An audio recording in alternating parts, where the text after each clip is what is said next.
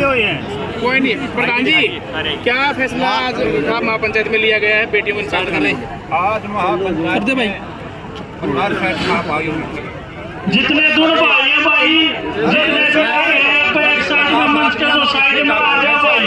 एक प्रधान जी जितने भी डॉक्टर भाई है भाई, दूर भाई है, तुम करा लेंगे सारे के ताऊ जोड़ कर रिक्वेस्ट है। अरे भाई प्रधान जी दोबारा बताना क्या फैसला लिया गया आज महापंचायत में?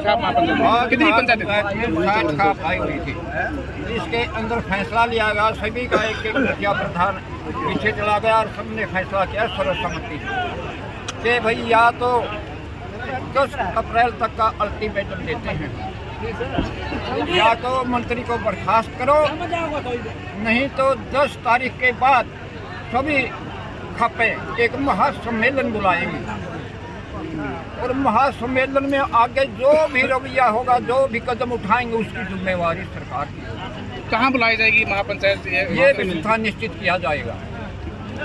हाँ जी, सोनिया जी, आज जो खाप महापंचायत में फैसले लिए गए हैं, क्या कहेंगे इस बारे में आप, और क्या रणनीति रहेगी?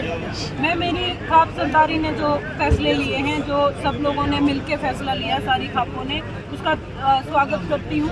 और मैं एक बात कहना चाहती हूँ कि सरकार से हम कोई हिंसा नहीं चाहते, हम अहिंसक तरीके से अपना फैसला चाहते हैं। हम इस आदमी की बर्खास्ती और गिरफ्तारी चाहते हैं। या तो सरकार इसको बर्खास्त करते 10 तारीख तक और गिरफ्तार कर ले, नहीं तो जो मेरी खाप सरदारी बोलेगी, जैसा कि बोला है 10 तारीख के बाद हम एक बड़ा महासम्मेलन बनाएंगे, उसमें बड़ा हरियाणा स्तर पे फैसला लिया जाएगा। फिर सरकार हमें ना बोले कि हमने अल्टीमेटम नहीं दिया था। तो SIT की जांच थी वो क्लियर है, उसमें उनको क्लीन चिट मिल चुकी है। SIT की जो जांच थी, हरियाणा SIT की जो जांच थी, उसमें 0 रिपोर्ट दी गई है।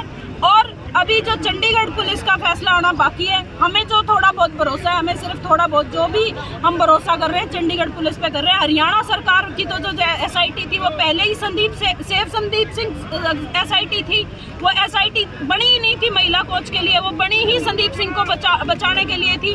वो बचाओ संदीप सिंह कमेटी थी, तो हमें उससे कोई उम्मीद नहीं थी, ना है और ना हमने बोला था ये SIT बनाने का। हमने पहले भी विरोध किया था SIT का, और आज भी हम इस SIT का विरोध करते हैं। हमें चंडीगढ़ पुलिस पे जो FIR दर्ज है, हम वहाँ पे हमारा न्याय चाहते हैं। तो आपके मामले में जो शिकायत दी आपने, कुछ तरह में दोबारा मिलेंगे? पुलिस से FIR दर्ज नहीं हुई अभी तक 1 महीने से ऊपर हो चुका है। 29 जनवरी को मैंने FIR दी थी। आज आप देखिए हम किस दिन पे खड़े हैं, आज तक मेरी FIR रजिस्टर नहीं हुई है। मैं सरकार से हाथ जोड़ना चाहती हूँ कि भाई मेरी FIR तो रजिस्टर कर लो, और हाथ नहीं जुड़वाना चाहते तो हम तैयार हैं कोर्ट में जाने। फिर हम अपने कोर्ट की तरफ से हम अपनी FIR की लड़ाई लड़ेंगे, क्योंकि जब FIR तक भी लड़ाई लड़नी पड़ जाए तो न्याय के लिए कितनी लड़ाई लड़नी पड़ेगी आप लोग सोच सकते हो। अब तक आपको कितना समर्थन और किस से इतना समर्थन मिला आपको?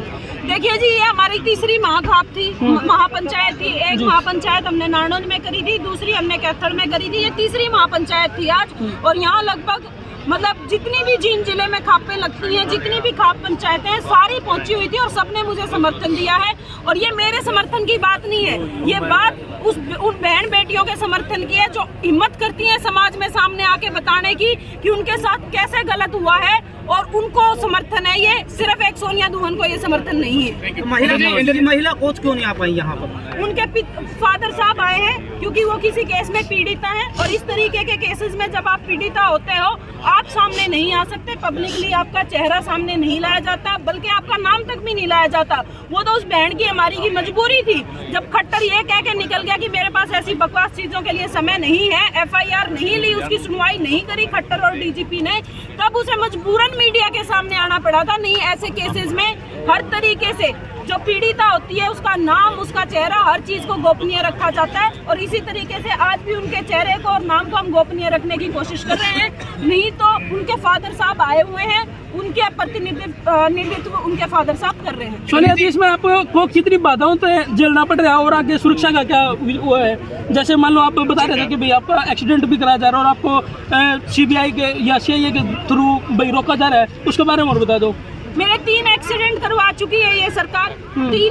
1 महीने के अंदर अंदर मेरी FIR तो रजिस्टर नहीं हुई, लेकिन मेरे एक्सीडेंट जरूर रजिस्टर होने लग रहे हैं। और बार बार मेरे परिवार को मुझे बार बार लगातार धमकियां आ रही हैं, अनाप शनाप केस करने की धमकियां आ रही हैं, और साथ में जो ये बार बार मेरे एक्सीडेंट करवाए जा रहे हैं, इन चीजों से मैं डरने वाली नहीं हूँ, ना ही मैं पीछे होने वाली हूँ, क्योंकि मेरा समाज, मेरा गामराम, मेरी खापे मेरे पीछे खड़ी हैं। मैं ये लड़ाई लड़ूंगी। सबसे ज्यादा उम्मीद किससे है आपको सुरक्षा के बारे में? मुझे किसी से उम्मीद नहीं है। मेरा गामराम मेरी सुरक्षा करने लग रहा है, मेरी खापे करने लग रही हैं। हम अपने आप अपनी सुरक्षा कर लेंगे। और ये तो जो इनकी सुरक्षा है, जो ये सरकार सुरक्षा देती है, चाहे वो महिला कोच को सुरक्षा दी हो या मुझे कल को दे दे, ये तो कम CID का रोल प्ले करती है। ये उसकी महिला कोच की भी एक मिनट की इंफॉर्मेशन देने का काम करती है हरियाणा पुलिस, वही मेरे साथ करेंगे। इससे अच्छा है कि मैं किसी की सुरक्षा लूं ही ना। मेरा गामराम, मेरा समाज मेरी सुरक्षा। इसमें आपको किसी पार्टी का भी समर्थन मिला है क्या? मैं तो सारी पार्टियों से बोल रही हूँ भाई, जवाब दो। जितनी भी पार्टियां, सत्ता की, विपक्ष की, जितनी भी पार्टियां हैं, मैं तो सारियों से क्वेश्चन कर रही हूँ। आज तक चुप बैठे क्यों हैं? आज सामने आओ। दी बेटी तारे घर में भी है, जो वो महिला कोच है, वो जो सारी पहलवान है, मैं हूँ, हम सब तुम्हारी लड़कियां हैं, हम तारी बेटी हैं। तड़के न वोट मांगण मारे घर क्या का, मारा माँ बाप का दोहराना है, फिर किस मुंह तो बढ़ जाओगे? हम भी नहीं बढ़न देते अगर आज नहीं बोलोगे। सोनिया जी, इस सरकार में बलात्कारियों को फूल मालाओं से स्वागत किया जाता है, आप कैसे देख सकते हो कि आपको इंसाफ मिलेगा, उस बेटी को इंसाफ मिलेगा? इसीलिए समाज में आए हैं जी हम। जब हमें इस सरकार से और इस प्रशासन से उम्मीद उठ गई, यहाँ बलात्कारियों को, यहाँ बेटी की इज्जत पे हाथ डालने वालों को सम्मानित किया जाता है। सम्मान ही बोलूंगी मैं। जब एक मंत्रालय लेके दूसरा मंत्रालय एक मंत्री को दे दिया जाता है, तो ये उसका सम्मान कर रहा है। और जब प्रदेश का मुखिया बार बार ये बोलता है कि जो लड़की पीड़िता है, जिसने अपनी आप बीती मीडिया के सामने आके बताई है, वो अनगरल बातें करती है, तो उस सरकार और प्रशासन से हमें न्याय की कोई उम्मीद नहीं है। हमारा न्याय हमारी खापें और हमारा समाज करेगा। 26 जनवरी के कांड के बाद आपको कितना डर लग रहा है? मुझे नहीं लग रहा है भाई कोई डर। जो 26 जनवरी को साथ आपके साथ जो हादसा हुआ उसका,